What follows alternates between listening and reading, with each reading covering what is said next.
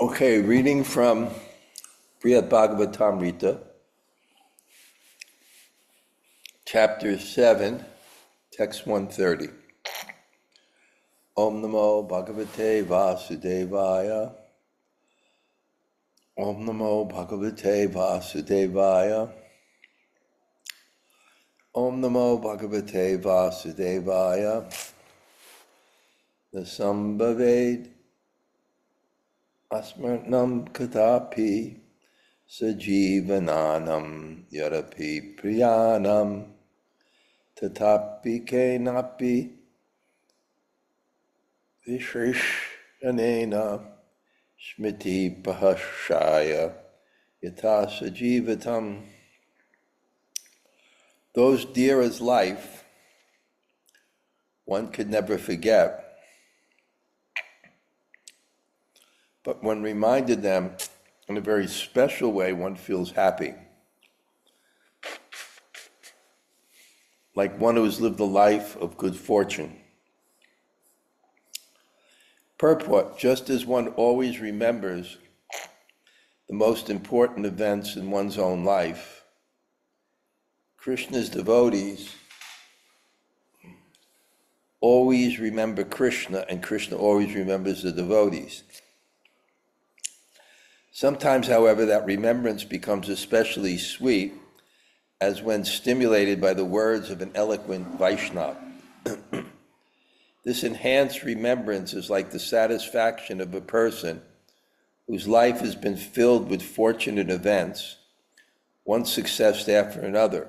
In contrast, a humdrum, mediocre existence with no outstanding events is as sad as a life encumbered by poverty.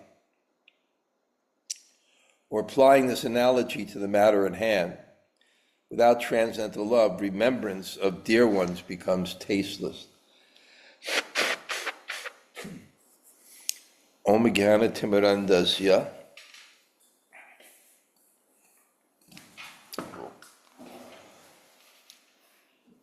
Gyananjana Shalakaya Chaksurimilitam Yena Tasmai Shri Gurave Namaha. Shri Chaitanya Manobhishtam Sthapitam Yena Bhutale Swayam Rupa Kadamayam Dadati Swapadantikam. Panchakalpa Turubhyascha Kripa Sindhu Bhayevacha Patitanam Pavanebhyo Vaishnavebhyo Namo Namah.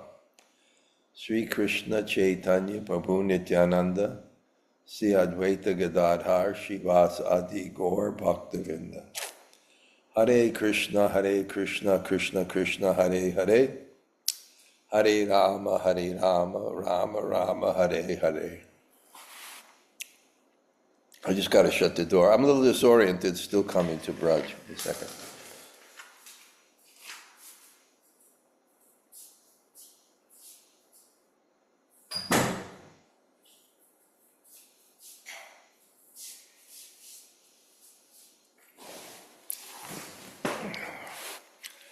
Well, greetings from Govardhan. I think last week you saw we were busy in construction, and it's just finishing it, and it's quite nice, and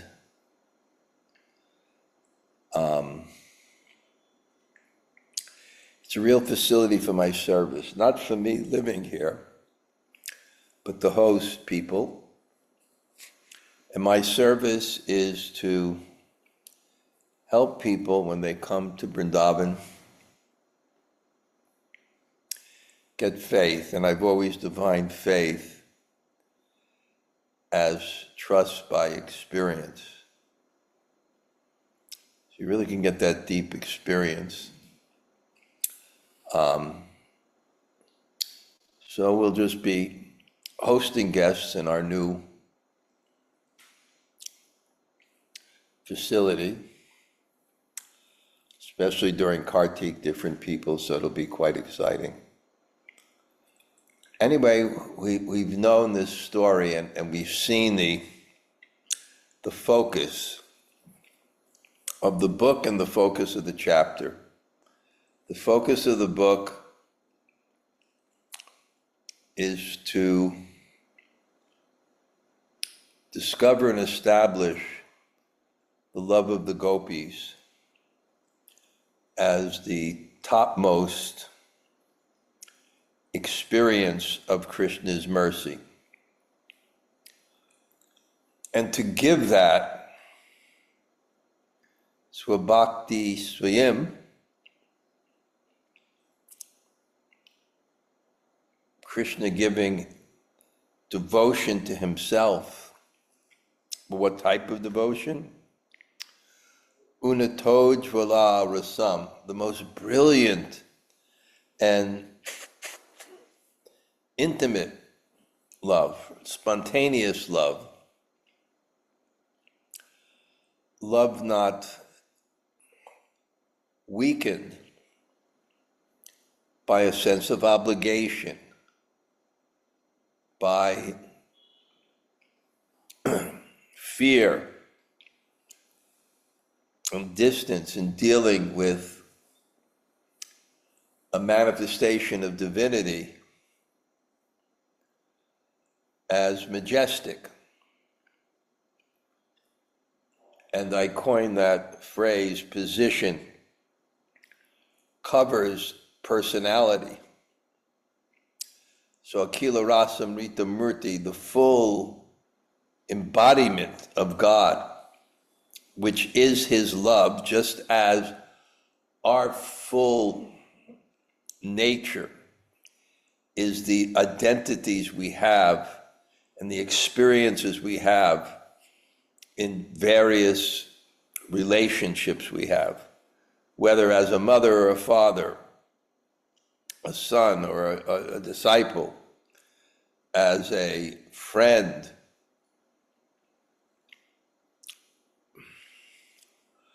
a lover, a wife, a husband, a partner.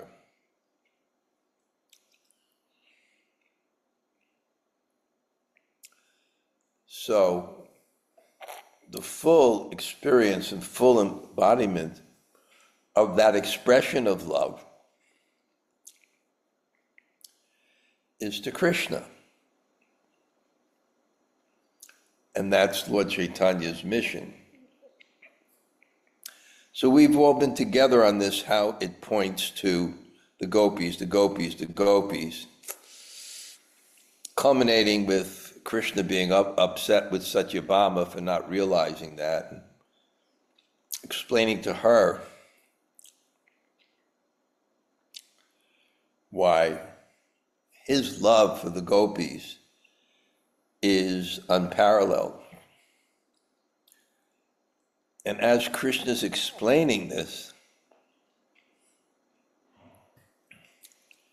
kirtan is when the bhav in the heart is expressed through the discipline of music, or it's expressed by glorification of Krishna. And bhakti sanjayate bhakti. The expression of bhakti increases bhakti. So as Krishna is pouring forth his love, it's also increasing his love. And the supremely intelligent Uddhava, who knows Krishna's heart, and fears that the depth of Krishna's love and his separation for the gopis can put him in a near-death unconscious condition, signals to the gopis, to the queens and the mothers of Krishna to do something to distract him. And then they see Narada at the door. And he's not coming in, and usually Narada is the transcendental spaceman. He's revered and worshipped and welcomed everywhere.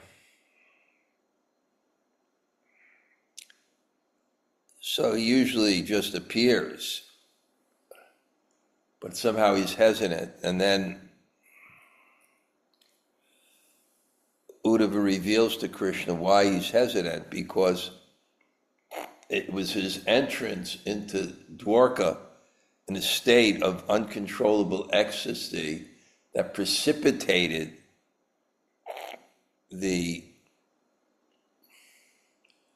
we'll go to the end, Krishna's remembrance of the gopis and his separation from the gopis that put him into that state. So he put Krishna into this state of separation, where actually they thought he was going to die, and therefore he's embarrassed, not only embarrassed, but he's mortified at what he did. So Uddhava tells Krishna, and then Krishna explains to Narada why by putting him in that mood of separation, he did him the greatest benediction. So that's the other point, that the love of the gopis at height is separation. Negative emotions are felt the most powerful. So negative emotions in relation to love are felt the most powerful.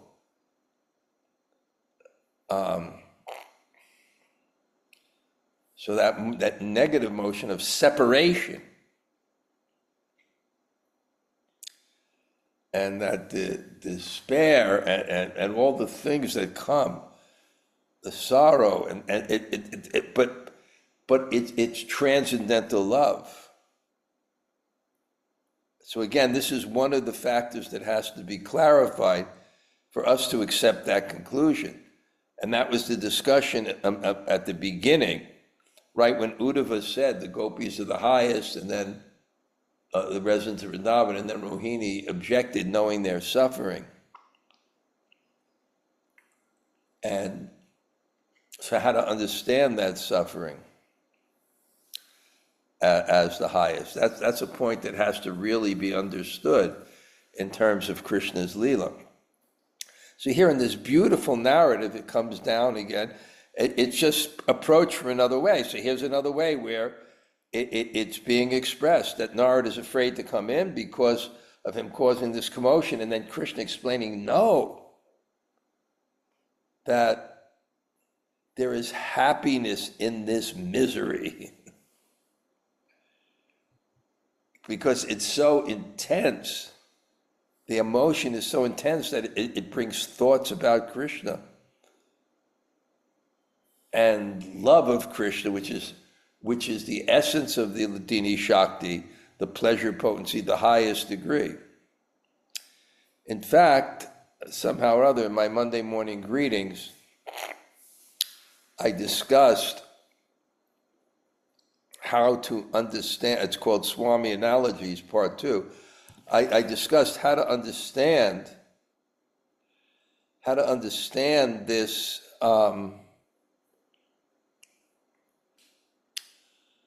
this fact that there's happiness and misery in the spiritual world. Because in this world, those feelings are counterintuitive. So Krishna is just explaining in this, we know that in separation, you can imagine someone loses a loved one. What is the feeling of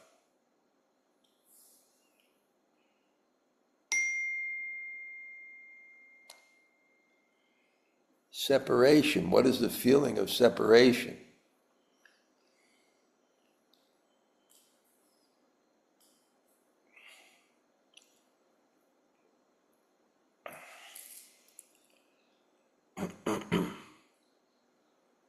What is the feeling of separation? When you lose someone, what is the sense of that love? But somehow or other, that brings one closer in consciousness, and consciousness is the only thing on that transcendental realm that separates us from God. So counterintuitively, it brings us closer to that feeling of prema, which is that energy, rasa vaisaha, prema pumarta mahan. The greatest wealth, the greatest gold is prema. And it brings us closer to that. And closer to that energy. If you look at the goal of life is to feel God. To feel God, that energy, to feel that energy of our connection and relationship with God. Rasa viśeṣaṇena, which is that ultimate reality. That mood of separation brings us closer. And those feelings of intensity and love. So in this particular section, there's one analogy that's used, and I gave 3 more that I composed.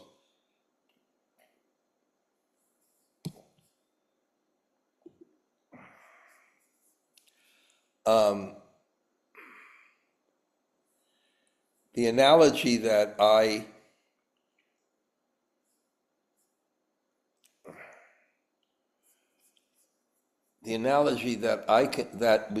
was in the book, described one of the purports, is that ice, if put on someone's body, will have the illusory feeling of hotness.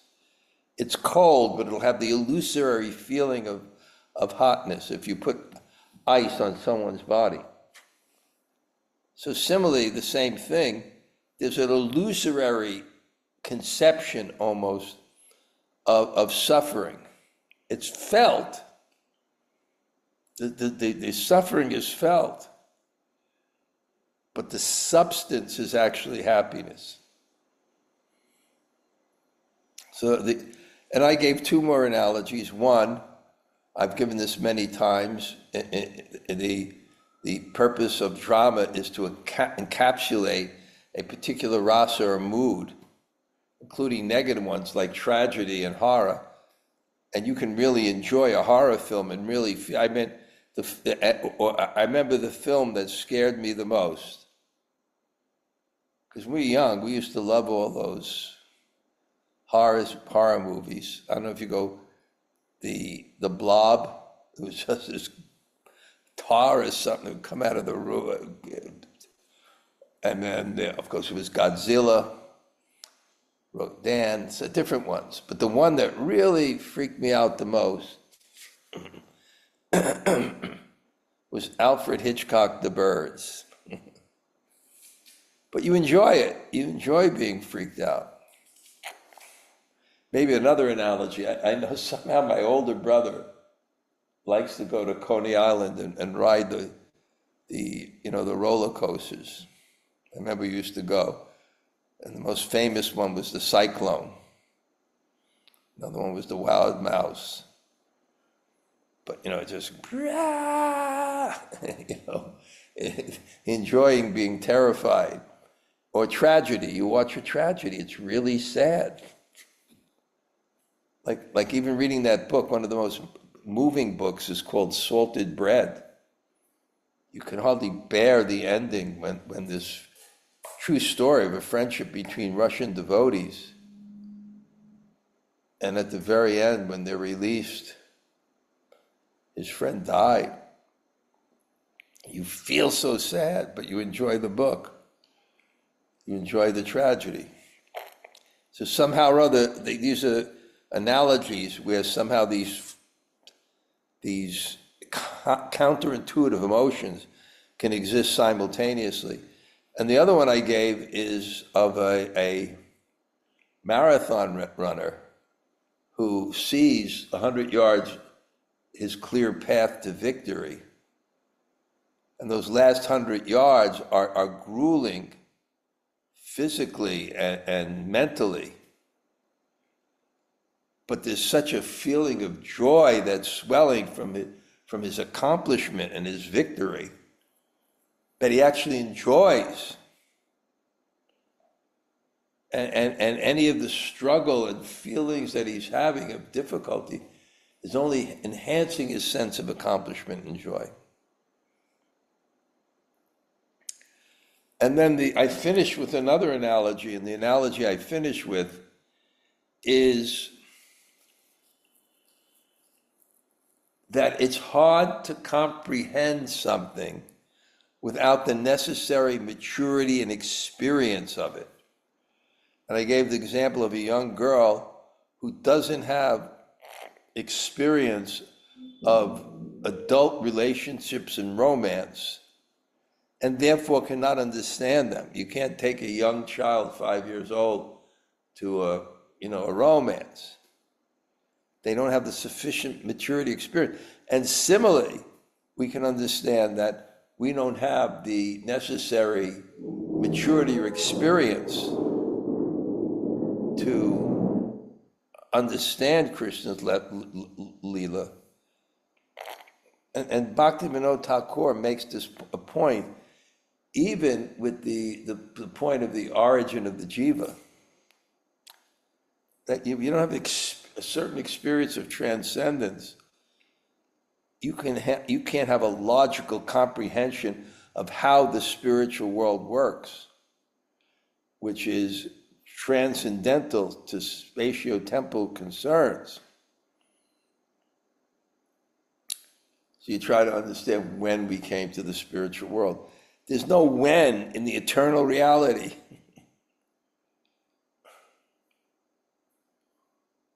Things exist on an eternal platform. I described that the spiritual world has this reasonable conception that there are events, but they are all eternally existing. An example of the time, Leela Vilasini, one of my Sangas, explained how Radha met Krishna for the first time. Did Radha meet Krishna for the first time? Yes. But is that historical or is it eternal? And if it's eternal, it was always existing. So anyway, this is just Sanatana Goswami, and as he's weaving this story together, helping us to understand. Ityevam upakarodya bhavata kari me mahan tatesmi paramaprito nijabhishtam varam venu. So today you have favored me greatly, and therefore I am delighted with you. Please choose whatever benediction you would like. Purport, Narada reminded Lord Krishna the gopis' absolute attachment to him. For this, Lord Krishna is thankful. So now the fact that it's the most glorious thing, this happiness and misery, and try to wrap your mind around that, but because these negative emotions are the most powerful, and they're all connected with love, so there's swelling love, which is transcendental happiness.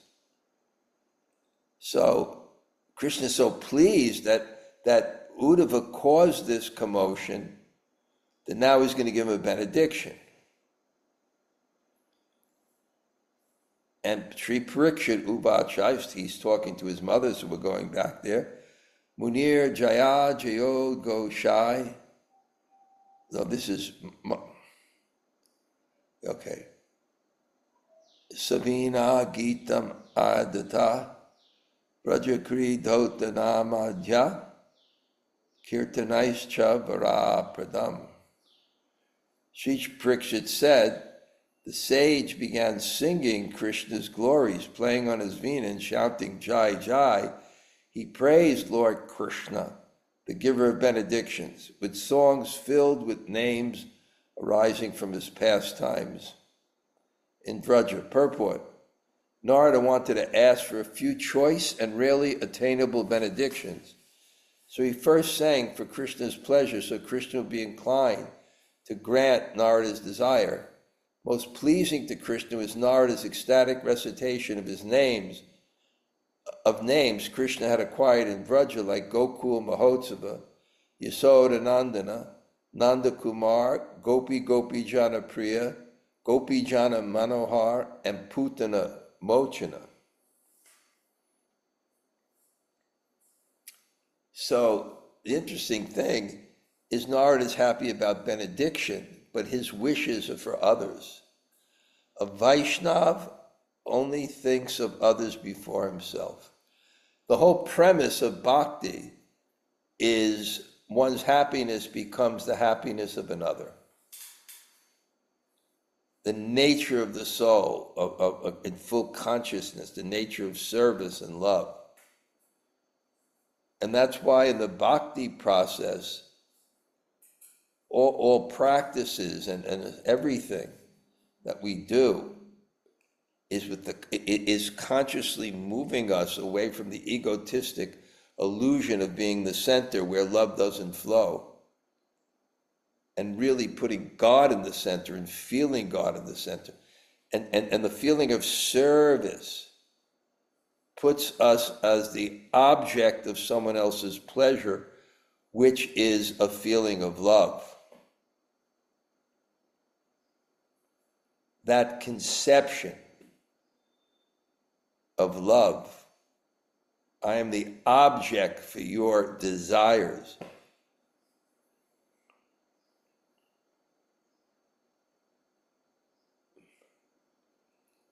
So Narada is enthusiastic, but his enthusiastic is not selfish. Swayam priyagasya disha vameda tirthadike dvaravati parante sambhaved viśeṣaṇena brahmitva purnatatam srimad anugrahena vipratinam shrotu kamo manundra harshat krinisyanana eva sakshat evam mata prartayam asaridhyam tasmin ramyo darashimha param prak. Okay. From Dasvamedha Tirtha in Prayag to Dwarka. Okay, now, because this is all being narrated by Parikshit to his mother, so Parikshit is describing what happened, and we're now back to New Hastinapur, in the last hours of Maharaj Parikshit's life, where he's narrating this whole story we've been heard, and he's narrating how Krishna is giving this benediction to Narada. Narada is so joyful, and he begins to sing, and Narada is Yasomati Nandana Brajabara Nagara Gokula Ranjana Kana Gopi Paranadana Madana Manahara Kaliya Damodar Vidana Amala Harina Mamiya Vilasa. So he's explaining to his mother, from Dasvamedha Tirtha in Prayag to Dwarka, Narada had wandered, so she's summarizing, and he had spoken with devotees, the Brahmin at Prayag and all others, who by the Lord Krishna's divine grace had each achieved perfection.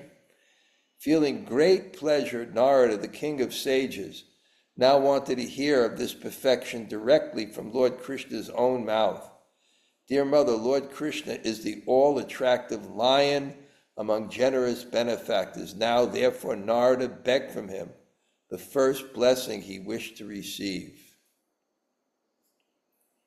Purport: Narada already knew about Krishna's mercy, but he wanted to hear Krishna describe it in his own words.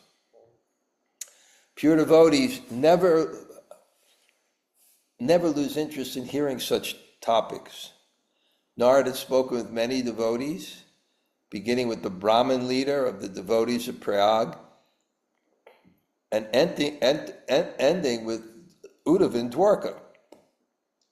And from each he had heard the same story, that someone else, not the devotee speaking, was favored by Krishna. For a reader with no taste for Shravanam Kirtan on Vishnu, this simple repetitious plot may be boring. Vaishnavas are perpetually fascinated by the endless varieties of Krishna's reciprocation with his devotees. Narada was particularly curious about how the devotees he had met even though they varied greatly in material status, have perfected their lives in all respect. All of them, from the Priyag Brahmin and the southern king up to Indra, Brahma, Shiva, and Prahlad, Hanuman, and Uddhava, had achieved remarkable success in performing religious duties, in acquiring exalted means for enjoyment, in disentangling themselves from illusion, and in perfecting the transcendental art of serving the Supreme Person. All of them had achieved their manifold success by only one cause, Krishna's grace. Narada had long been curious to better understand how Krishna distributes his mercy, and now he was eager to inquire from Krishna directly. 135. Sri Krishna Chandra Kasyapi Triptir Astu Kadāpi na Bhavato Nugrahe Bhakto Premni Chananda Bhajane. Narada said, Sri Krishna Chandra, please grant that no one will ever feel he has enough of your mercy, your devotional service, or pure love for you, the reservoir of ecstasy. So this is what he asked for. No one will feel he has enough of your mercy, of your devotional service, and pure love for you, the reservoir of ecstasy. So again, as bhakti is a thirst, and that thirst creates an eagerness and a taste.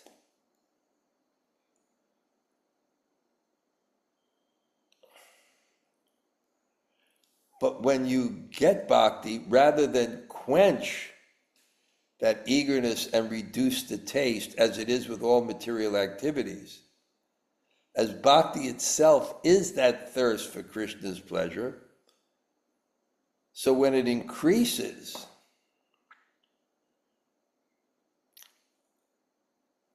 you want more. And because you're feeling lacking and increasing lacking, as that eagerness expands, you're never satiated. Vayam natu vachiptatma uttama shloka vartate yathā rasa-jnanam svadu. The sages of Namashranya, so bored with that 1,000-year swaha sacrifice. We never become tired of Vayam natu uttama shloka vartate, of the descriptions and the verses of that which is the top. Yathā rasa-jnanam, and when we drink this rasa, svadu, again and again we want it. Purport, Narada wants to be assured by Krishna that no matter how much of Krishna's favor a devotee may receive, the devotee will never become self-satisfied or complacent, because then that's losing bhakti. Bhakti is the desire to please Krishna. So if you take you're thirsty, you take water, you lose your desire.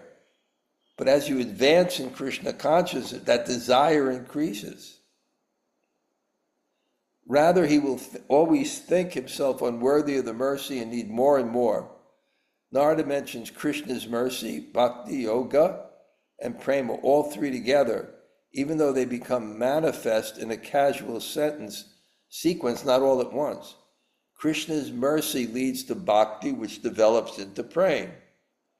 What Narada implied is that a Vaishnava in various levels of devotional practice has various needs, different needs. A neophyte needs special mercy from Krishna and his devotees to begin the process of bhakti yoga. An intermediate sadhaka needs ample opportunities for practicing his personal bhajan. And a mature devotee, driven by his stronger urge, needs to taste Krishna prema. Let the impersonalists be satisfied with their theoretical self-realization. Narada and his followers never have enough of his ever-increasing ecstasy of discovering the relationship with Krishna. So that's the goal. And it's not you receive the goal just like you were hungry, now you got food, and now you don't have that hunger. The hunger is the goal for bhakti. So when you get it, how can you have no longer hunger? Rather, you increase.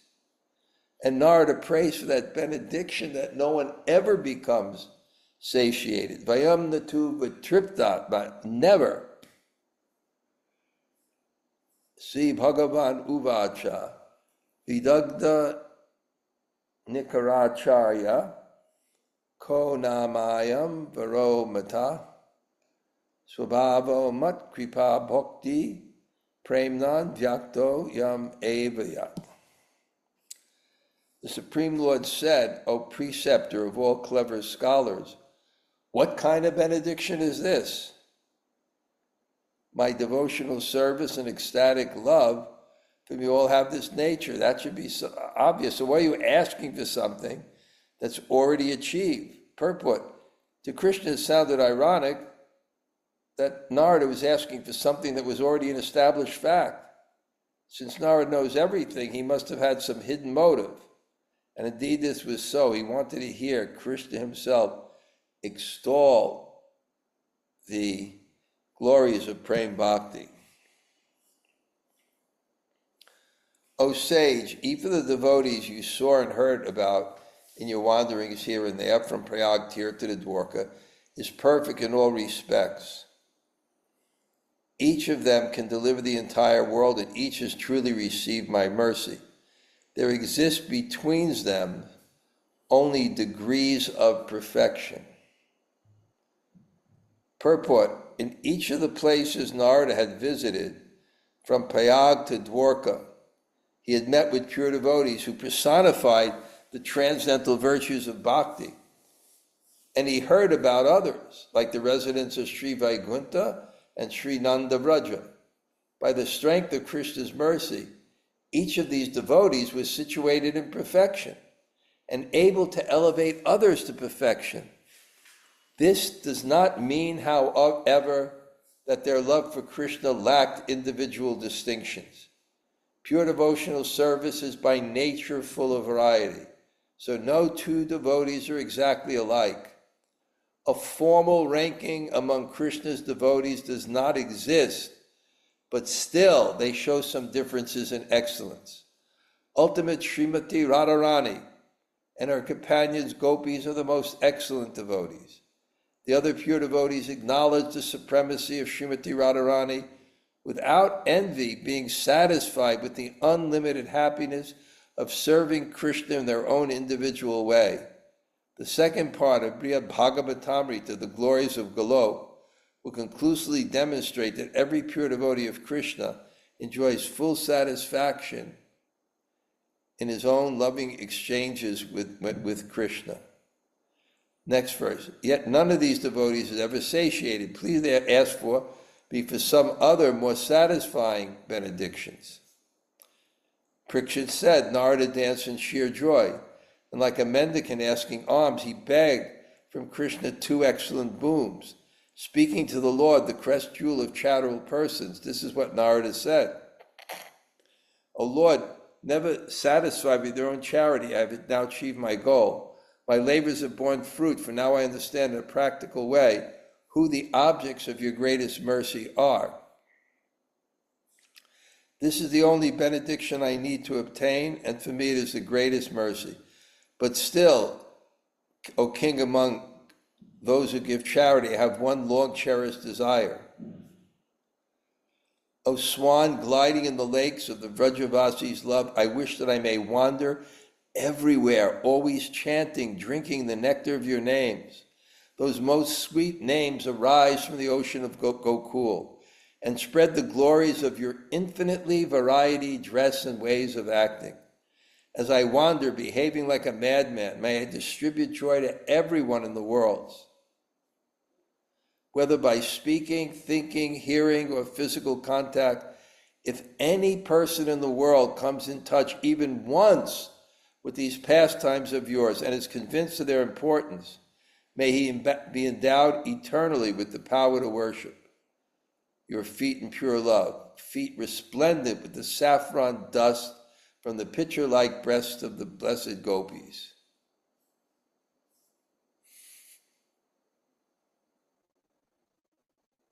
Anyway, that'll be it for today, because I have another class right after this. And today, if you're in New York City or proximity, we will have our Metro Mantra Sanga with Eka Chakra, who will give a class, Golden Moon, how meditating on Chaitanya brings you to Krishna's glories. It's nice. I really wanted to reestablish, I know how to do this, and sometimes it's painful for me that people don't understand this. How to create an event and a congregation that people come to regularly by kirtan, katha, and prasadam. The prasadam should be nice, so I'm so glad that those of you here in New York are going to participate in that, and some of you will be bringing prasadam, and it's just so joyful. That space is so beautiful. That Adi Purush's faith is unparalleled, and its potency, and we'll have such a nice place. Krishna's providing for us, and it's wonderful. And I probably will zoom in at some time. I arranged with Sri Rupa. I guess it'll be about 1 o'clock in the morning here, but I'm up about that time anyway. Okay, Juvanajaya, any points quickly? All right, Krishna Maharaj, thank you for class. Sorry to miss the Sangha today, but I look forward to seeing the recording when they do it. There were so many good points, but one of the ones that really stuck out to me, that one of the last things you said, that a formal rank, that where the formal ranking of devotees does not exist. And I always love when you point out that there's perfect and yet perfect again in all these different ways that people love Krishna. So I just love the way they said a formal ranking. It's not like And the it goes down analogy, the line. a mother loves her child, can intellectually realize that romance is more intense, but that just enhances her own love. Thank you. Gail, Thank you, any Maharaj. questions? Hi, Krishna Maharaj. It's just the thing that caught my attention was when you said that although Narada Muni, he knows everything, but still he wanted to hear Krishna extol the glories of devotional service or bhakti. So what was, I just wanted to understand that better. What was he going to get from hearing Krishna? I mean, he himself was experiencing it, but to hear the glories from Krishna's mouth, what was that supposed to do for him? Well, because it just has such authority, Krishna himself, and such realization. And hear it again and again and again. I would just think that one's own experience is like, the best authority, really, than to hear it like secondhand, kind of.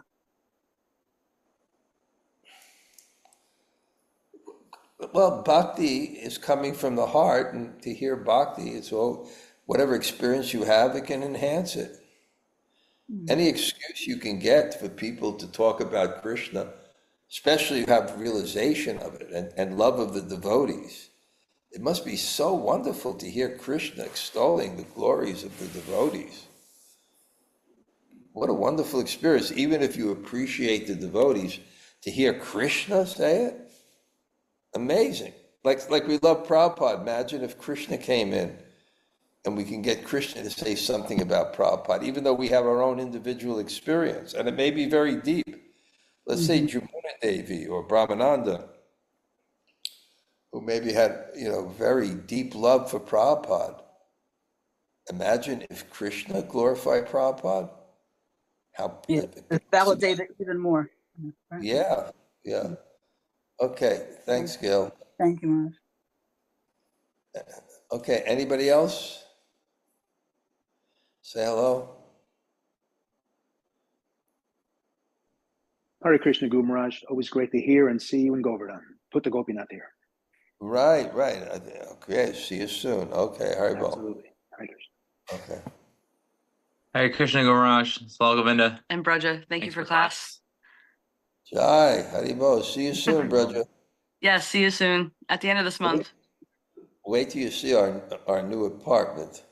Yeah, I can't wait. Someone walked by and thought, wow, what is this, a penthouse on Fifth Avenue? I thought they were being sarcastic. So I said, what are you, sarcastic? They said, no, it's like, Jai Jagannath came today too, and he saw it. It really looks great.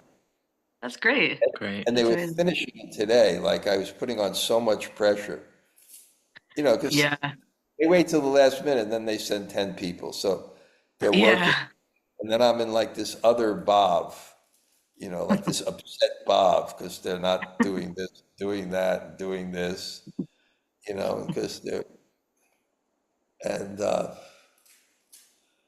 so we have the morning and then I go outside and then I see how they painted the outside fence. Mm. It looked, instead of an ashram, it looked like a kindergarten. You know, the colors were so bright. I absolutely like flipped out. I was Well, who told him to? immediately wrote Raga. Yeah. What? Who picked the color? They weren't even supposed to paint the front fence, the front of Oh. my ashram. But then they did it, and you know, some Indians are great artists, but some are not. So it kind of looked like, I don't know, like a kindergarten or Gornag in Mayapur. You know how they pick out the most disgusting, like bright color? They couldn't pick a worse color. What color was it? It was kind of like a reddish, bright hue. Oh. It freaked me out. I was disgusted. I immediately called Raghunath, you know, his brother's supposed to doing it. I'm saying, this looks like it's Yeah. like this clown color, what's going on? Oh no. And then I went out in 2 hours, I come back, it was repainted, so I don't know. And so what did they paint it now? What color? Something more subdued, Yeah. Okay, good. like it's white and the insides are like beige. Oh, okay. Yeah. It's, ugh. Like, you know, you have to get into, when you manage, you have to get into some Ishvara Bhav. Yeah. But I haven't done that in a while, so it's good for me. Yeah. Well, I can't wait to see it. Yeah, you can see it. It's not, Yeah. it's like, wow, what's going on here? Wow, Especially that's great. because they didn't want to make the entrance through my apartment. So they made Right. it to the other side, so there's this beautiful veranda that Oh, they wow. had covered with it. Hmm. And, you know, it's got, you know, you got Sabyasachi, he's like a genius. Now we have 24-hour electricity, even with air conditioning. Oh, Oh, wow. good. Uh-huh. And That's the great. water, it's like, you know, you get YMCA showers. I don't know how he did it, you know, like, what's going on here? I better be careful.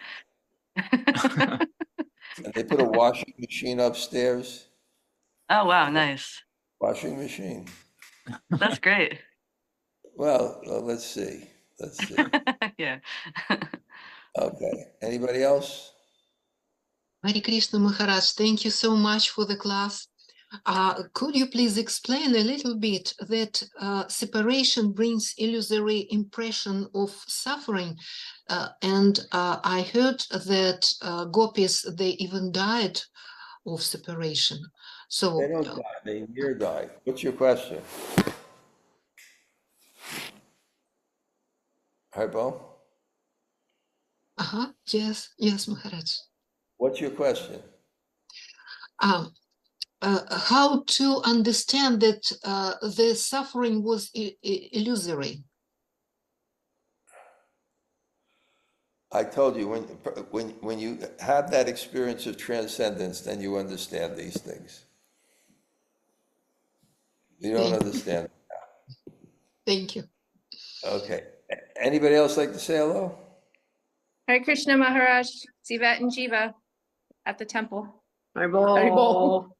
Temple at the temple. At Philly temple. Yeah, we're doing praharṣāya distribution this morning. Wow.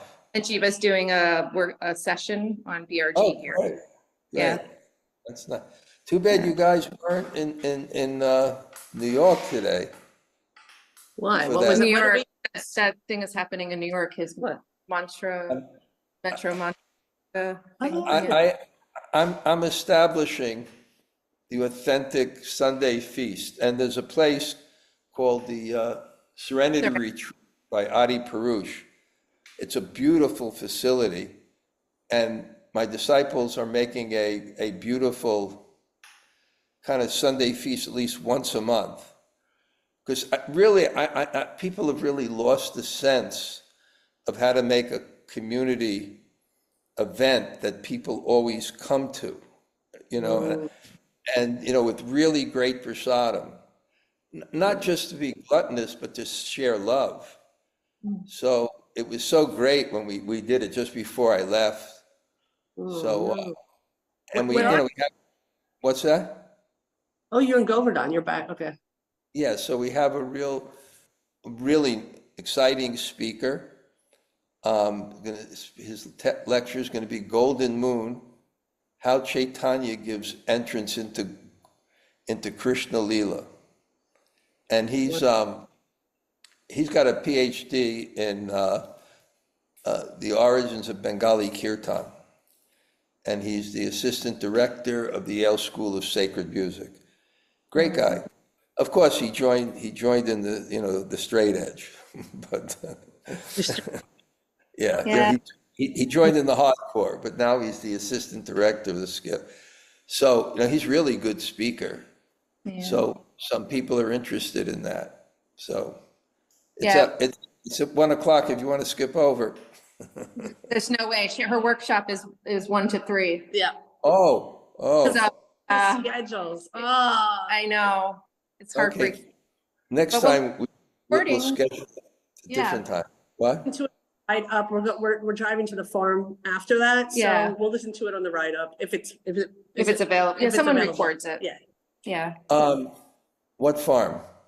Super Soul. Oh, okay. Yeah, there's a retreat next weekend, so I'm helping Jiva get there. Yeah. Okay, great. Well, thank you both for attending my class, and hope one time we'll see you out here. It is our pleasure. You know what I call my ashram? What? The Govardhan Hilton. I love that. It's just not really. I would love to name it, but it's like sacrilegious to kind of make a joke out of the name. But I couldn't resist it.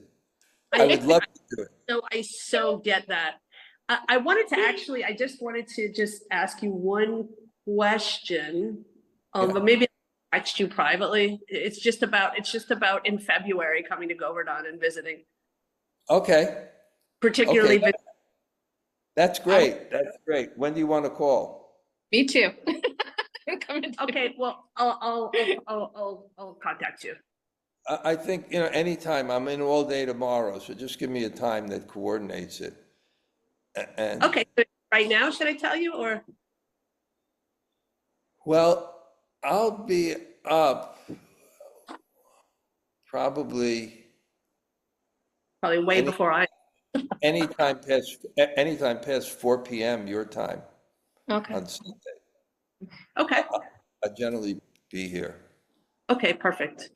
Okay. Anyway, send me a message. You have my WhatsApp. We'll coordinate. I will. Okay. Thanks for coming on. Okay. Haribo. Much, Maharaj. Ciao. Okay. Anybody else like to say hello? Maharaj, can I just give Ed Chakraparu a quick plug? Actually, I just realized I have another class I have to end right now because I give a class in Russia. I'm sorry.